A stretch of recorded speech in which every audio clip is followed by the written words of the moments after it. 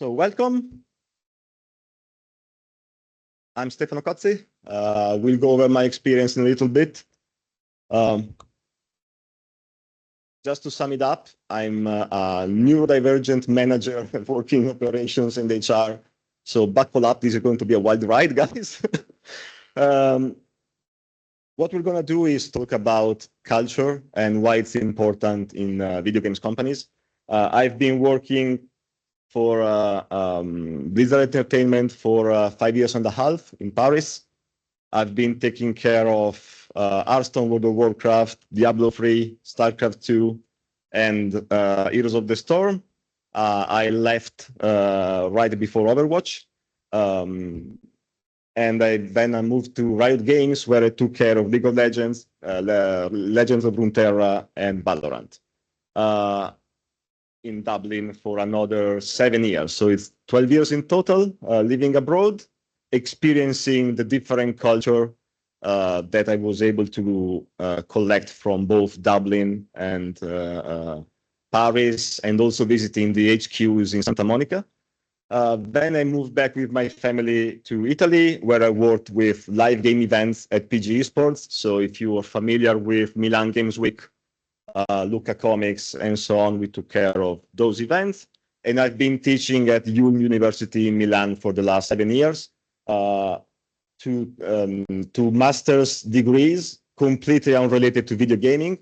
But I will cover the same topics that I will cover today. So what I teach at Ulm is team building, problem solving, how to do a job interview, how to do your CV, and in general, how to fit into a work environment. Even when you have all the technical skills you need, you're still needed and required to actually function in a team, okay? And my last experience in Italy has been with Stormine Games. If you know the gaming development company in Catania, I've been there for a little over 1 year, and I've been taking care of talent and development, which basically means a different flavor of HR.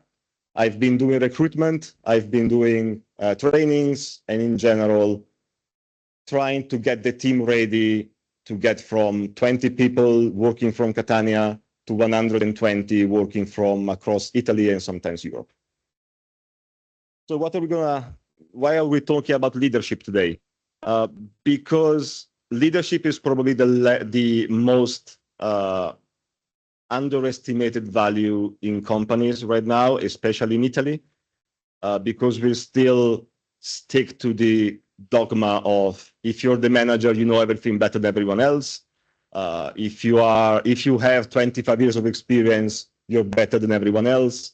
It's not necessarily true, and actually, it's often not true, because what we are looking for when we build a team is not only technical skills.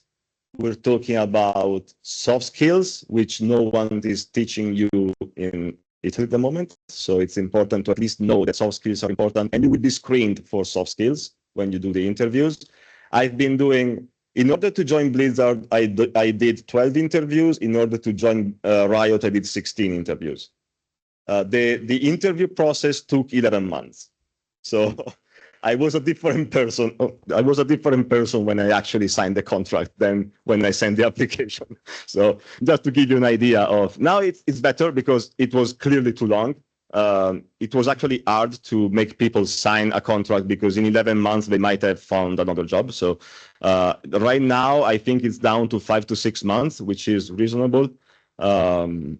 And even the number of interviews has gone down from 12 or 16 to 6 or 7, which is manageable. And it still gives you a certain sense of accuracy in finding the right people for the job. If you want to take home one slide from today, please be this one. This is how I build my teams. This is how I teach CEOs and COOs to build their teams. I expect everyone working in your company to be willing to come back the next day because they feel safe, because they feel valued, and I think it's just a basic human right to be able to enjoy your job and to express your passion for something. And too many times I've been fighting with managers because we expect crunch time. We expect, oh, your manager is still in the office. Why are you going home? Or you're leaving at 6. Are you doing part-time today? So it's all those things that are toxic to the environment and are dangerous for the people working there.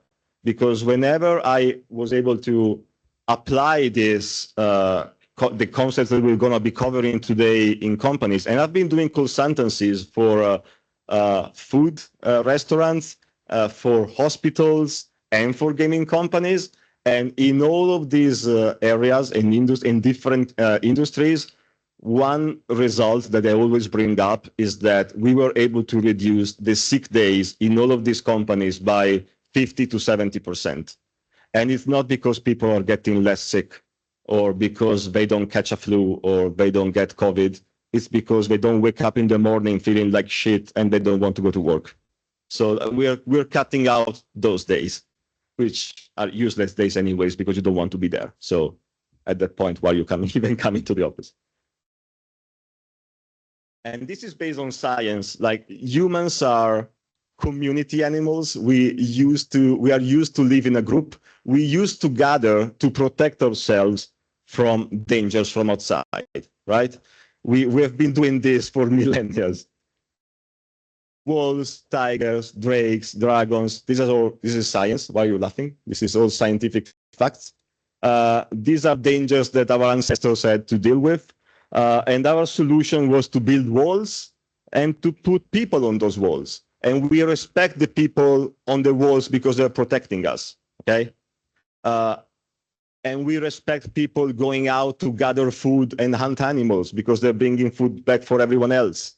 This is what we do unconsciously as a human being, okay?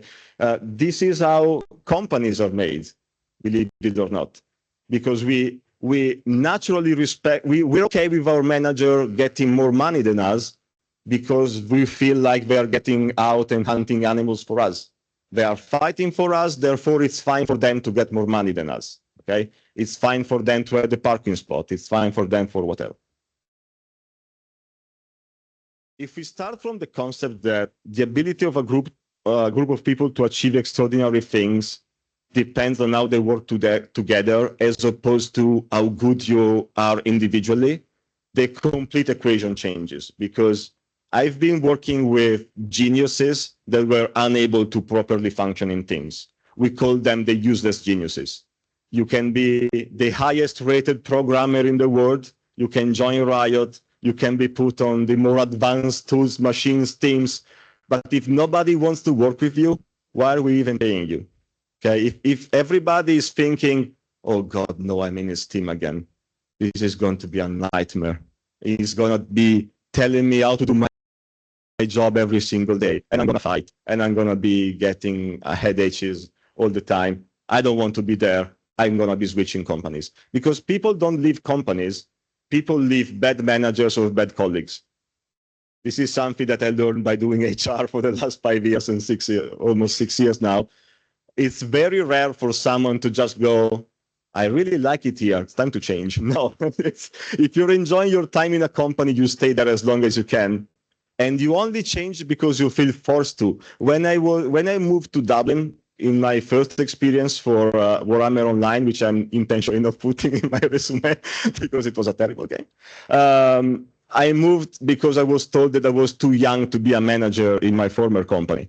And I was, we were actually building a 24/7 support structure able to support and develop MMOs in Europe at the time. It was called Game Network Online at the time. We were working on Myth of Soma, Legend of Mir, very old games. Probably you don't remember them. It's better if you don't look them up. But after setting everything up, I was told, you're only 23. You clearly can be a manager.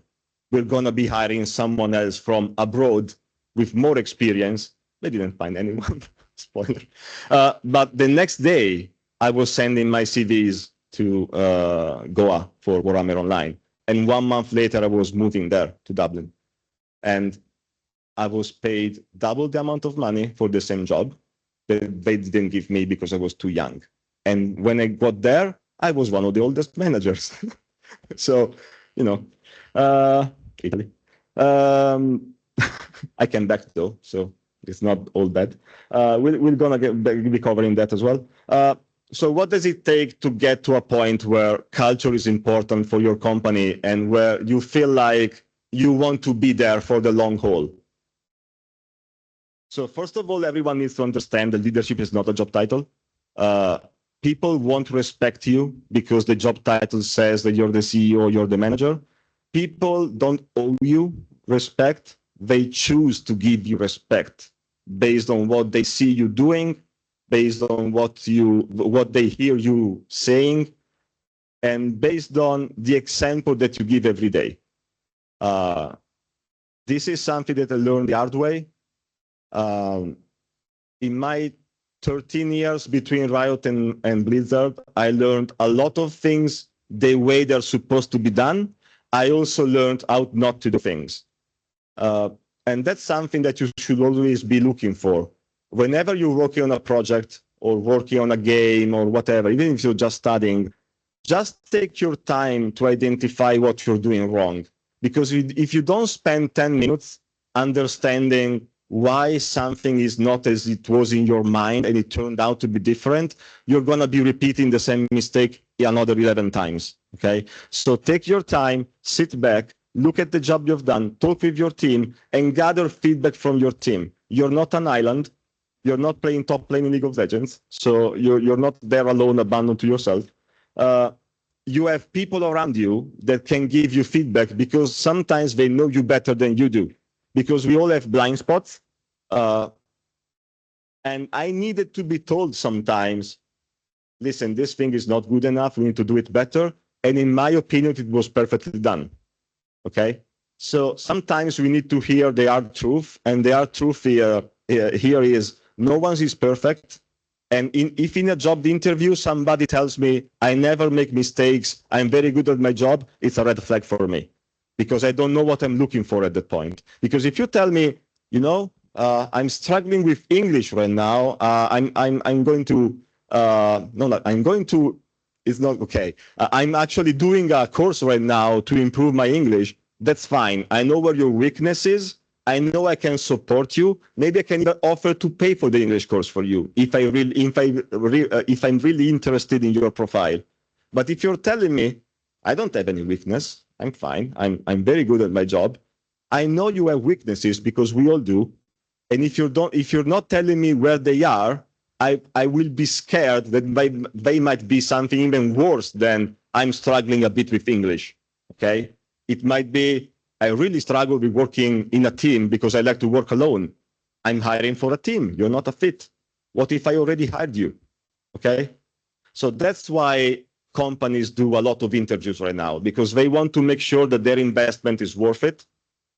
Because replacing someone costs around 33% of what their annual salary is.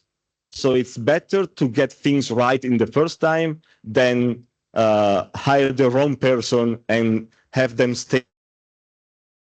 There was a policy, maybe it's even there today, I don't know. It was there when I left. At Riot, we had this open door policy, which means that once you get offered the contract at Riot and you sign it, you have 1 year to raise your hand and say, I don't think I can do this, I'm leaving, and you get paid 1 year of salary on the spot. Because it was calculated that giving you that full year of salary was still more economically wise than keeping you there struggling for 3, 4, 5 years. So it's better if you leave now and you get paid for leaving. Because at that point, what we're telling you is, it's our fault we chose you. You shouldn't be here if you're struggling with this. It's not your fault. If you raise your hand and leave voluntarily, you're getting more money. If we fire you because you're not good at your job, you're not getting that here. Okay, so this pushes people to actually be self-criticizing and think about themselves and realize this is not my job. I've been a programmer in the past. I'm a terrible programmer. I stopped being a programmer. I was terrible, like really terrible. So I just decided, okay, either I can be mediocre at this for the rest of my life, or I will change, or I need to change what I'm doing. And I chose to be mediocre or something else, like speaking in public. So leadership. A team respects a leader when they have enough cases for them to actually trust you. Trust and respect are like a bank account.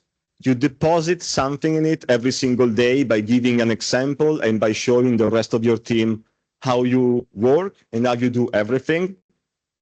And it's very easy to just decide to buy a Warhammer 40K army and deplete your bank account. So as in real life, it's very hard to build that bank account of trust. It's also very easy to run out of money in there, because as human beings, we are wired to remember failures more than successes, and we are wired to remember people being rude to us, being disrespectful, and in general, negative experiences more than positive experiences.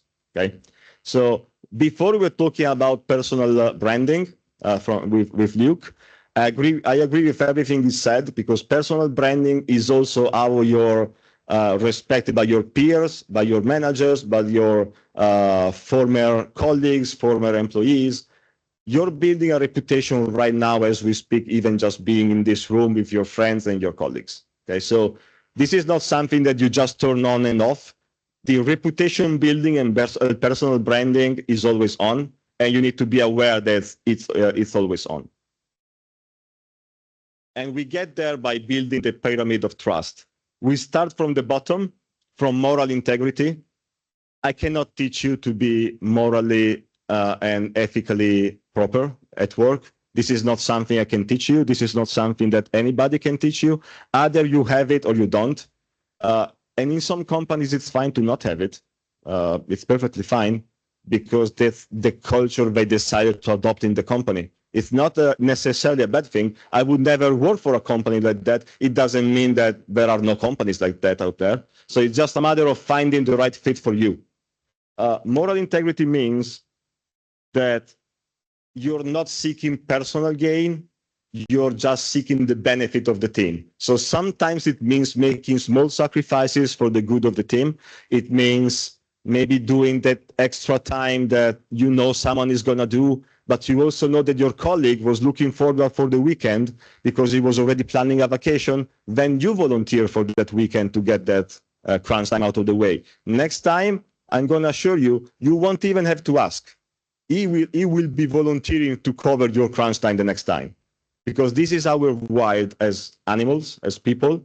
We take care of each other, and we try to look out for each other.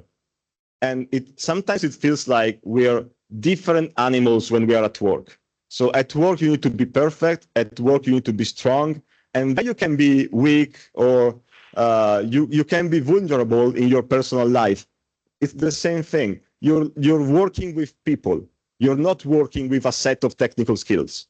You're working with people, with feelings that respect you most of the time, and they care for you because you've been sharing difficulties, challenges, and a lot of time spent together, probably because you've been working with them for a long time. I still hear some of my former colleagues from both Riot and Blizzard. They're all over the place now. I mean, if you're in the gaming industry and you're not either a former Blizzard or Riot employee, are you even in the gaming industry at this point? So most of them are just went on to work with Paradox, Ubisoft, and so on. But I'm still in touch with them because we shared the Band of Brothers effect. So whenever you go to war with someone, you develop a strong bonding with them because you shared not just the successes. And I remember more fondly the people I shared failures with than the people I shared successes with. Just because the failure and overcoming the failure means something to me, because I felt vulnerable and I felt like this guy right here is here to help me. I didn't ask him, he's helping me because this is how we do, okay? So after moral integrity, we move to reliability. This is the most dangerous one, actually, because it's easy to find out if a person is genuine or not when he tries to either help you or if you do him like try to backstab you at work. It's very easy to find those people, right? It's not as easy to manage reliability because the people that gave me the most headaches were the people that were always saying yes. Can you help me with this? Yes. Okay. Did you do it? Did you do it? No. Why? Well, because Marco, Antonio, and Gianni also asked me to help them with this. I told yes to everyone, and I didn't do any of it because I was too busy. And we're all in the shit now. Thank you very much for your help. The people that are always willing to say yes are the most dangerous, and these are the most lovable people usually, because they are the ones that are seeking out people to help because they want to be helpful and they want to be cooperative. But you need to learn to say no to people asking for help, because if you're not realistic in your expectations and if you're not reliable when you ask for help, nobody will want your help anymore. Because why should I ask you for help if I know that you won't deliver on it? Okay, it's again the trust and respect I was mentioning before. Building trust and reliability also means being able to be asked for help, delivering the help, and do it in the proper way. This is how you build trust. It's not, I didn't ask you, do you want to help me? I asked you, can you help me? You notice the difference? Because I know I can give for granted that you want to help me.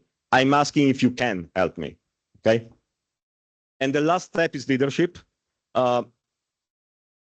Leadership is not taught, is not transferred, is shown, okay? And leadership doesn't come from the managers or the CEOs. Leadership can come from anywhere. We'll cover it in a bit.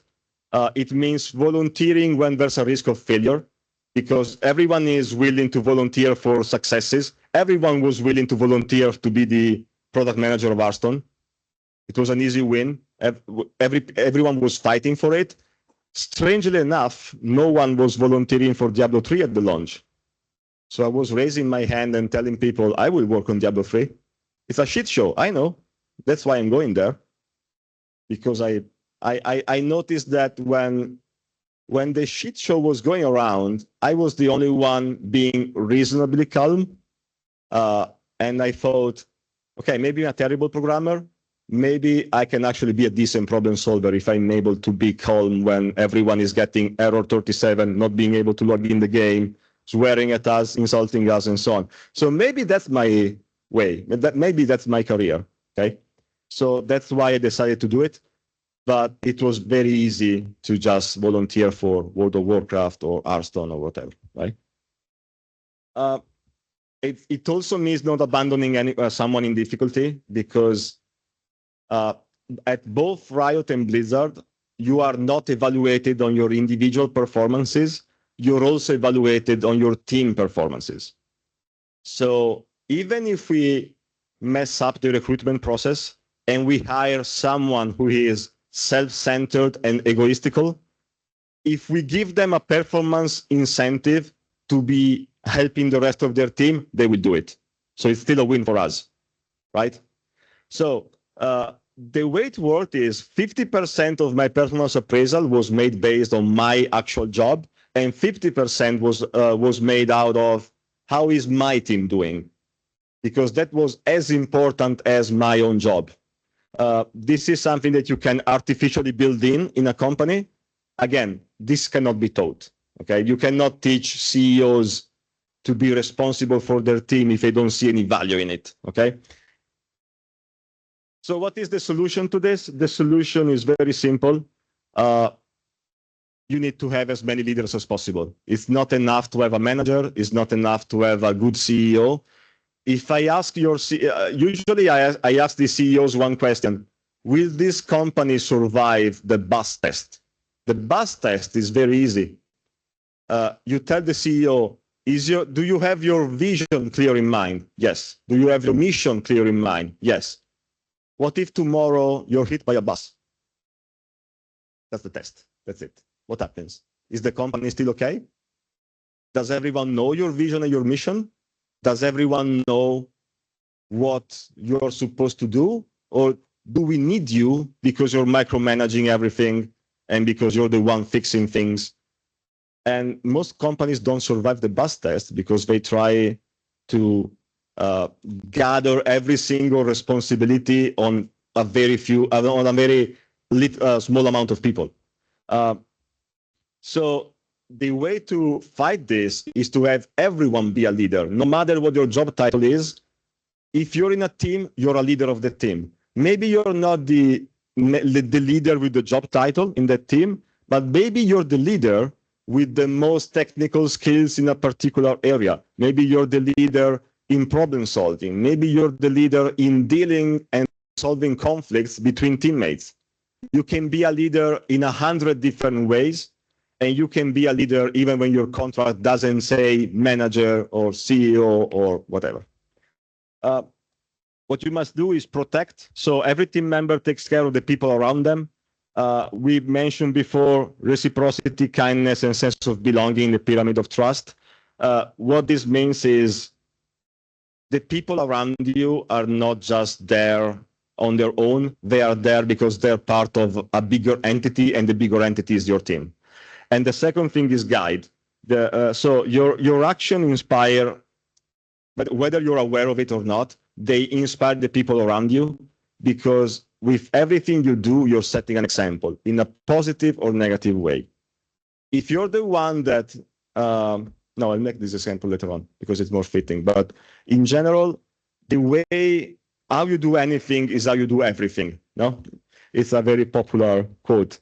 And that's actually very true in companies, because I was able to judge the character of someone working with me based on things completely unrelated to work. The way they behave when we were playing football in the evening, the way they behave when they talk to a waitress, the way they behave when there's a fight going on about their favorite football club. It's from those things that you learn how to judge someone's character, and you decide if you want to be associated with them or not. We do this every day, every moment. We do this every minute of our life, but we somehow just pretend that it doesn't happen at work. It happens at work all the time. So maybe there are no dragons anymore. Maybe there are no dangers, predators for us anymore, but they surely are different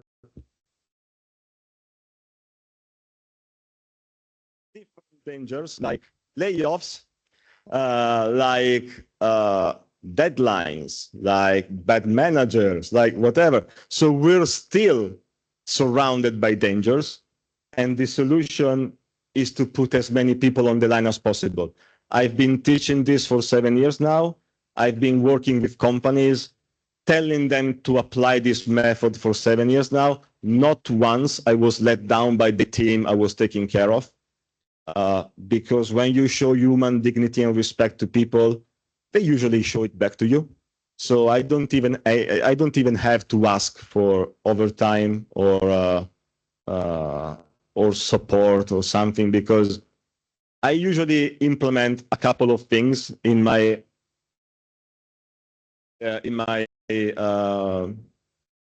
let's say process of changing a company. First of all is flexibility and smart working.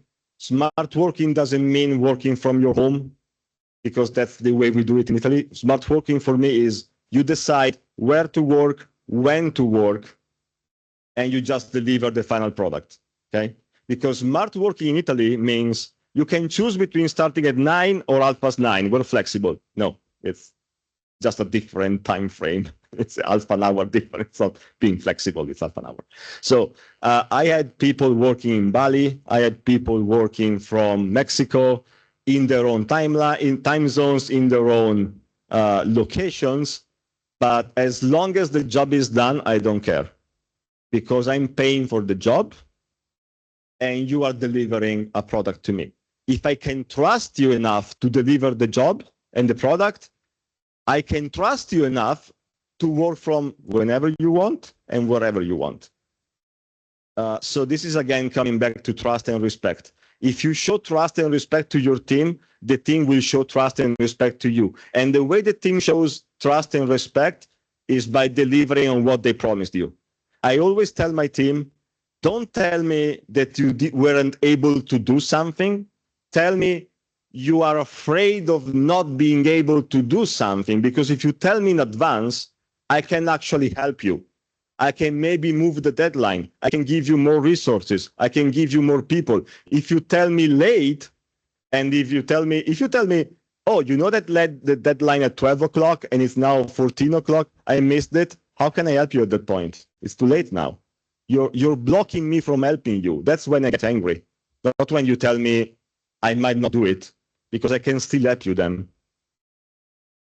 So what do you need? Take care of your colleagues.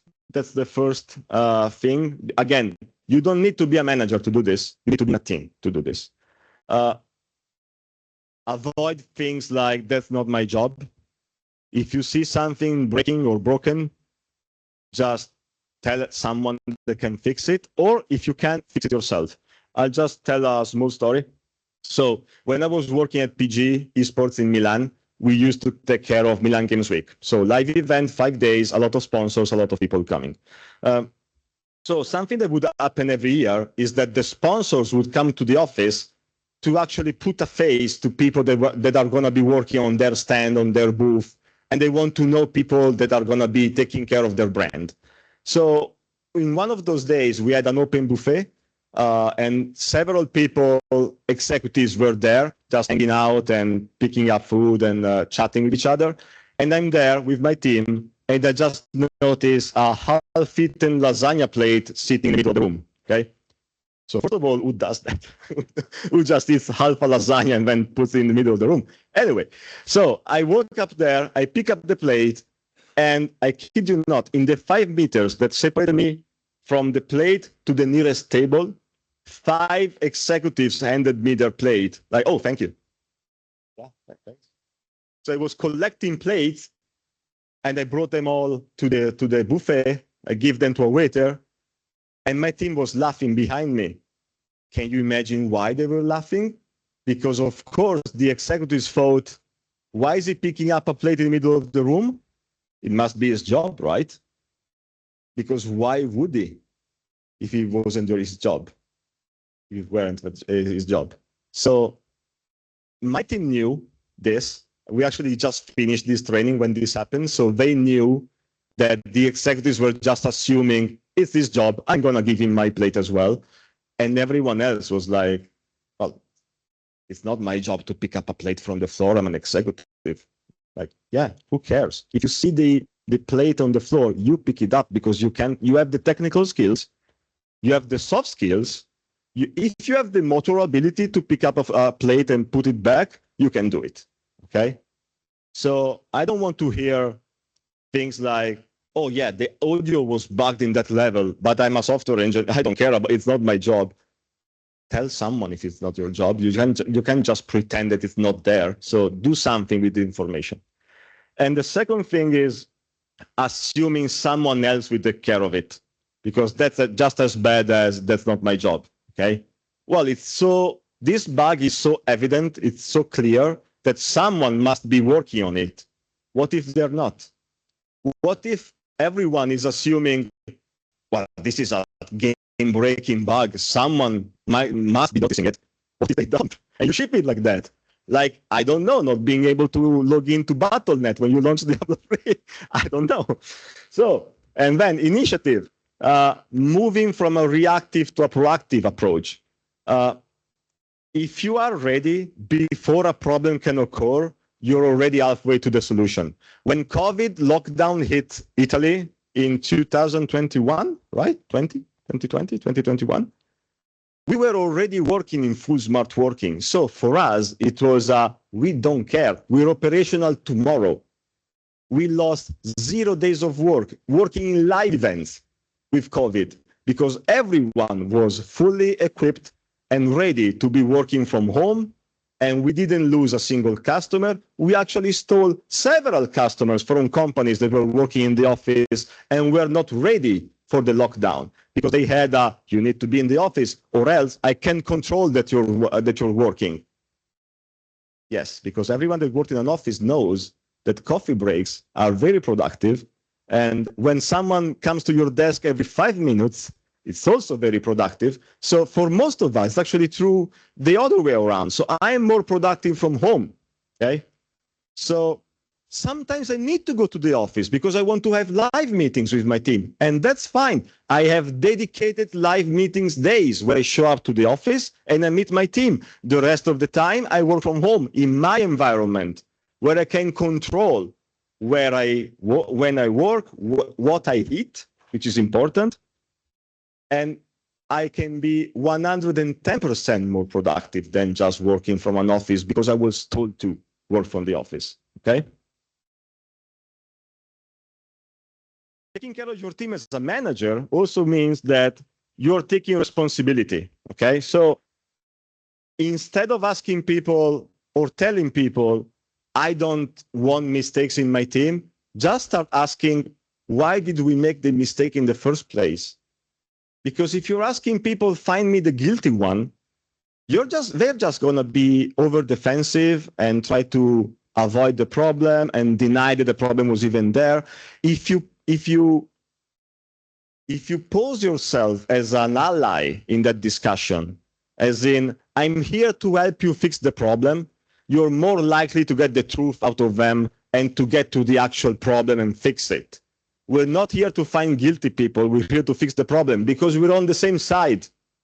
It's not managers against the team. We're not guard dogs, okay? I'm not here to check if you're clocking in at 9 a.m. and clocking out at 5 p.m. I'm here because I want to make good games. Can we focus on that instead of, oh, I noticed that your last coffee break was 5 minutes longer than usual. Are you also staying late? No, I worked 2 hours extra yesterday. Why? Did you even notice? No, that's the problem, okay? So stop focusing on small things and look at the big picture, because the big picture is you're surrounded by people that want to make exceptional games. Please leverage that, okay? And celebrate. And this is where CEOs go out of their mind when I tell them this. Because celebrating successes is fine. We all do it. It's cool. What about embracing failures? What about telling people, I really fucked up that time. It was a mess, but we're still here. So it's a good thing. And by telling you my mistake, I'm making sure that we don't make 55 times the same mistake, because you now know how I fucked up, why I fucked up.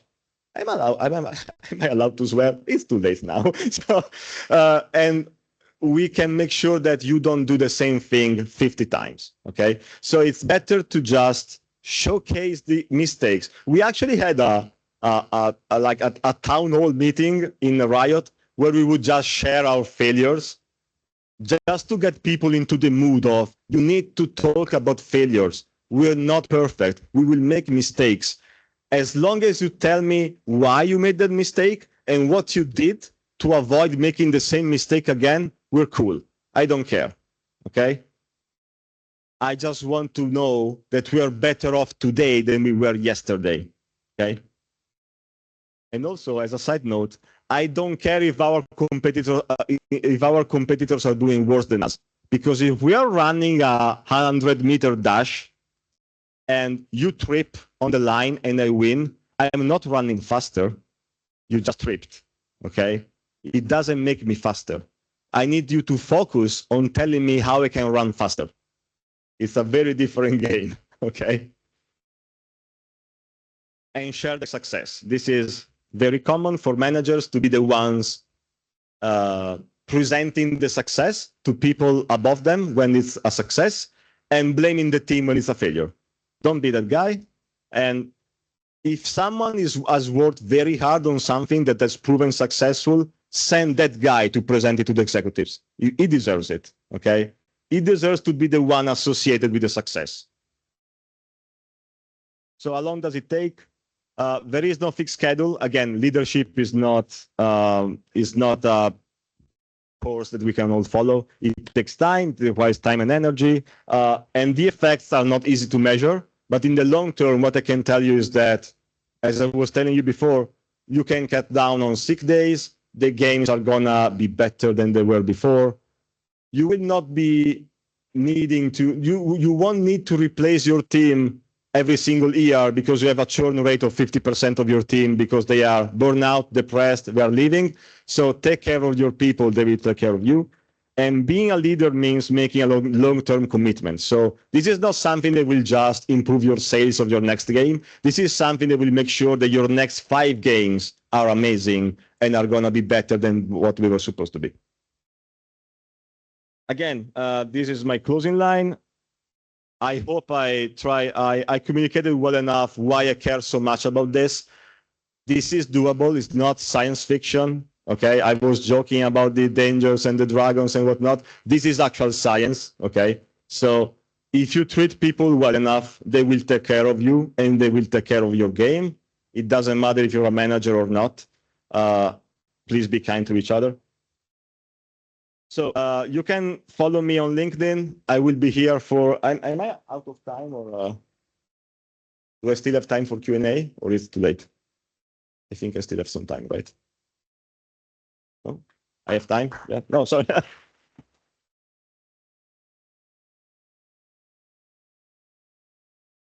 So before we go into questions, hit me up on LinkedIn if you want. I'm working on an unannounced project right now where we will be needing people. So please follow me so that you can be updated with these news when they hit the public.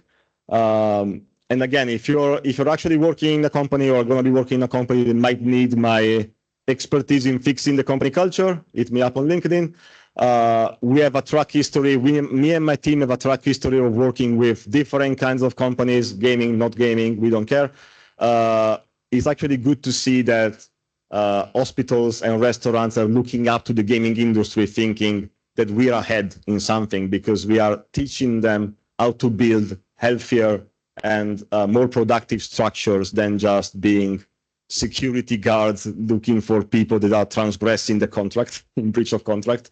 So if you can help me in sharing this new way of working, you're very welcome to do it, and I'm very thankful for it. Thank you very much. So questions?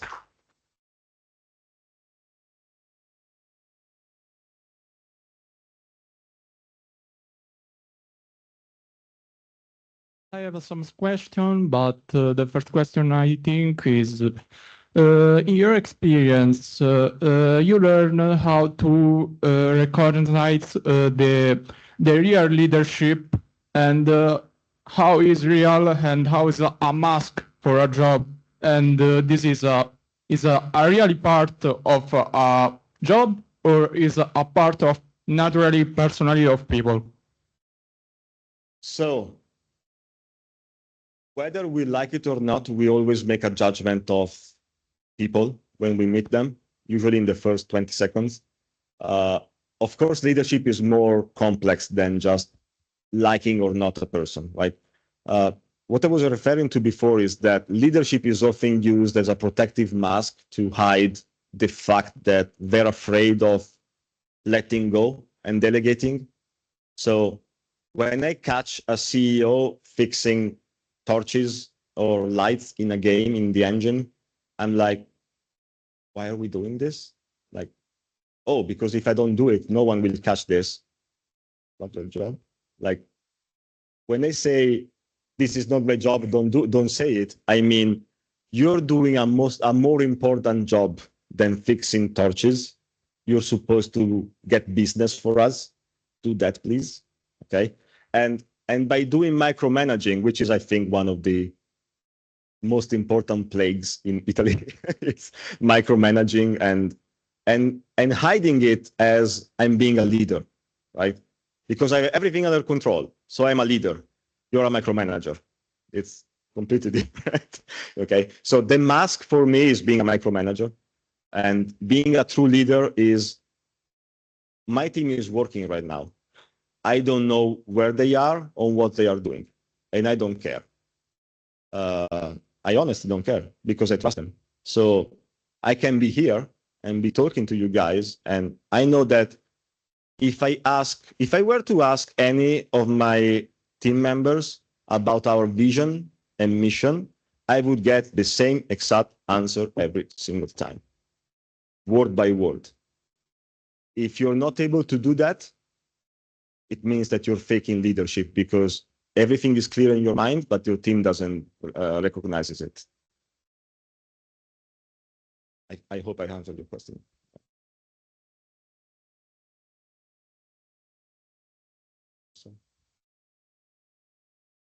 Sì, certo. So, I wanted to ask something about the mental health of the team. Like, let's think about you ship a game and it gets like backlash, people hate it, and like the team was celebrating because they finally finished it.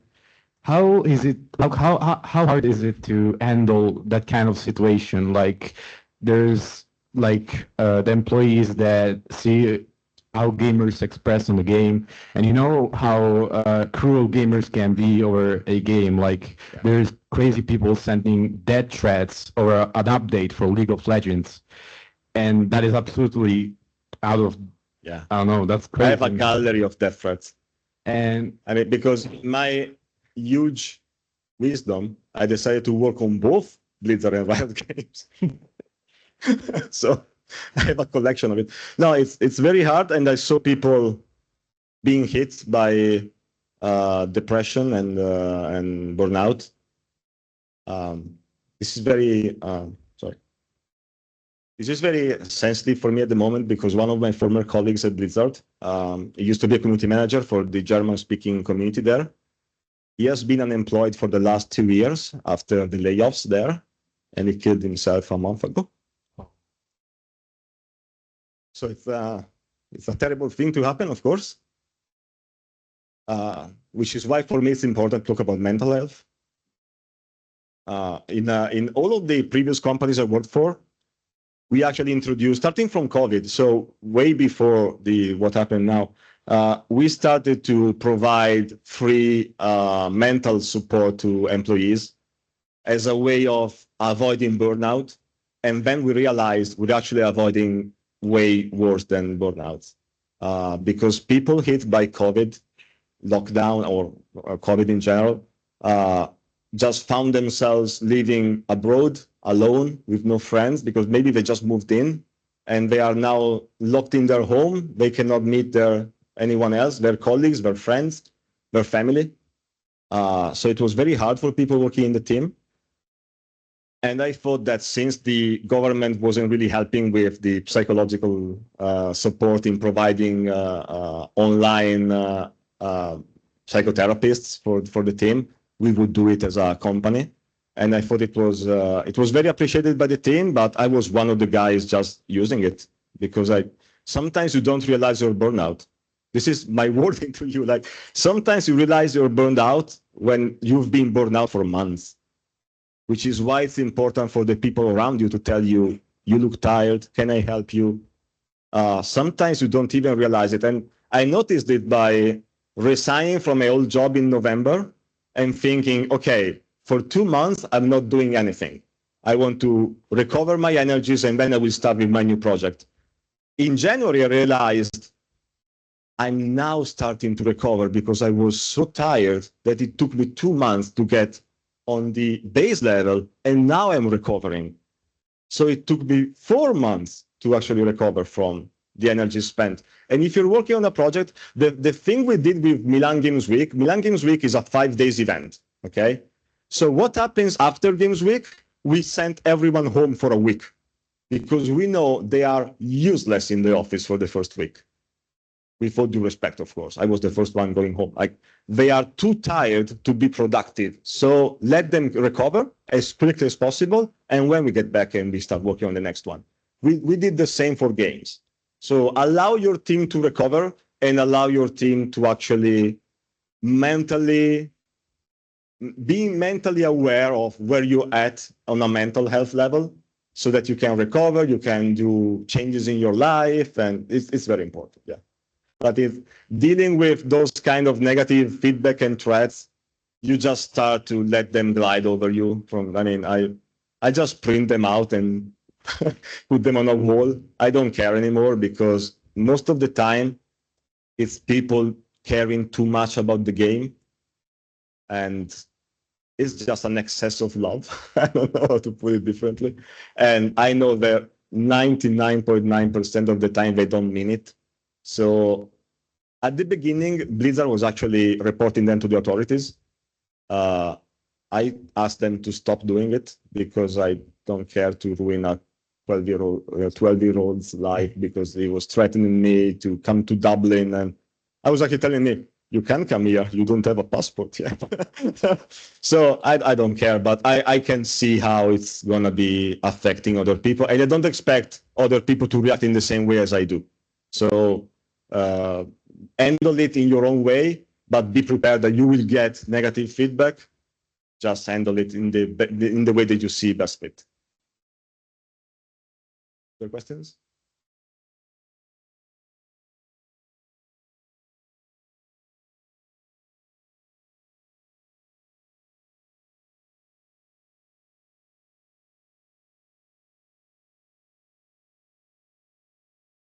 Hi, and thanks for the presentation. I would like to ask something about problem solving. And my first question is that how do you manage to understand when to change approach to fix a problem in many fields, actually, not only programming? That's a 1 week long reply. So we do a lot of testing, first of all. So we kind of get the feeling of, is the game fun? So I've been playing Overwatch since it was a cubes and triangles game. So it was basically completely different from what it was, from what it became. But we got a feeling this is fun. We're gonna continue working on it. Problem solving is. Do you remember when what Luke told you a couple of panels before? Find your own way of problem solving. I think that's the best answer because I have my own way of doing problem solving. Everyone is different. You need to understand and realize what's your way of solving problems. Because if you're a good analytical person, you can be that guy. I'm a good, please stay calm, we got this kind of guy in problems. So I tend to do that way of problem solving. The good thing is there is no bad way of doing problem solving. So you just need to identify what works best for you, what your team is able to cover, because usually I would hire teams that would complement each other, right? So I don't want too many analytical person in a team. I also don't want too many people like me in a team. Not because I want to be the guy, but because I know that if it were up to me, I would never start my own project because it needs to be perfect. Okay, so I would overanalyze everything. I need someone next to me telling me you need to go now. Okay, and for problem solving, it's the same thing. You need to find your way of doing it and surround yourself with people that do things differently or enhance the way you do things. Okay, thank you.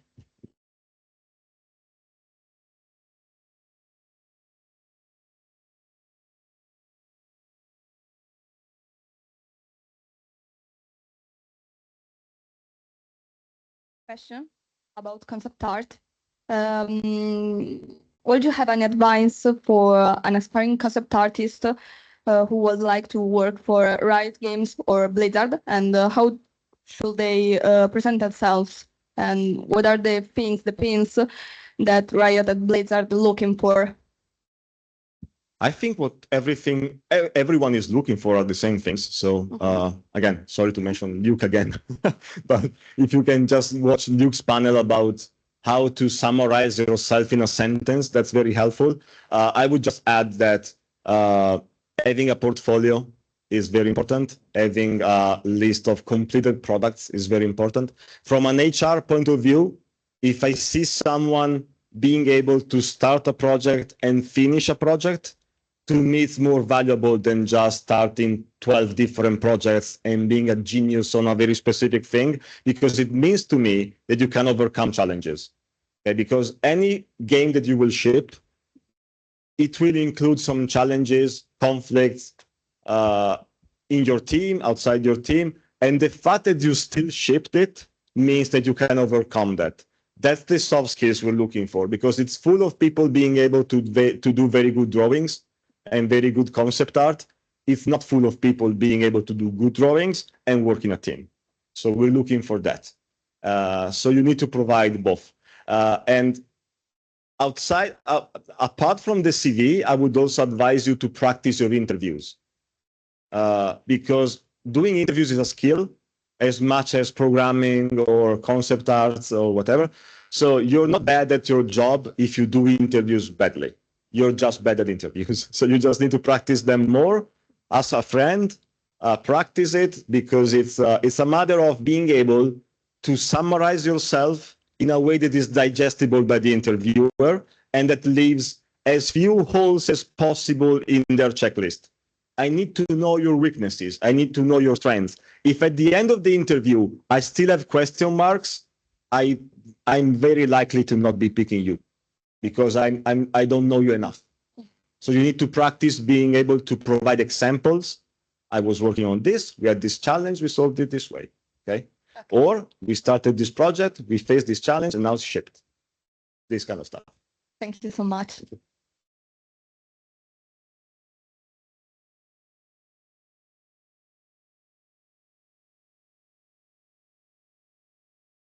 Hi, Stefano. It's the second time I hear you somehow your pitch, because we met already at the GDI event in Rome last time. Yeah.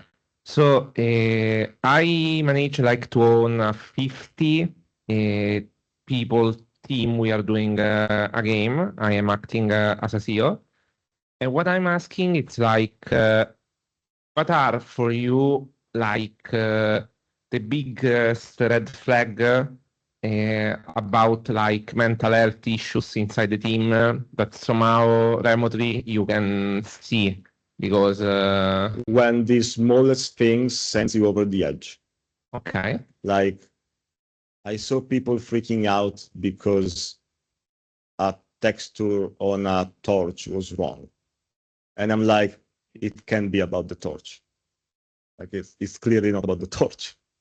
So I would start, but this requires you to be able to identify those things, which is not possible if you have a 50-man team. Therefore, my answer is you need to have people in the team that are looking out for these things. So if you don't have people whose job is take care of the other people, then you're in you have a red flag.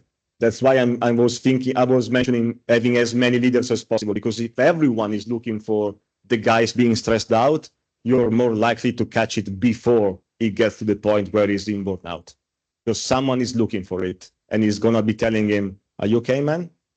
So, and sometimes you can just solve it by asking it, and this guy will just go like, "Yes, I'm burnout. Can you help me?" Yes, solved. Okay, thanks.